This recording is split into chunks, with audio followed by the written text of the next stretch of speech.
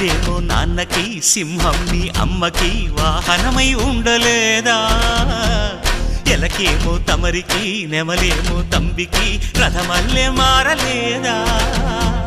పలుజాతుల భిన్నత్వం కనిపిస్తున్నా, కలిసుంటూ ఏకత్వం బోధిస్తున్నా. ఎందుకు మాకి హింసావాదం, ఎదిగేటందుకు అది ఆటంకం. నేపరం మాకు సోదర భావం, మార్పులు మాలో కలిగేలా ఇవ్వు భరోసా. గం గణపతి గం గణపతి గం గణపతి.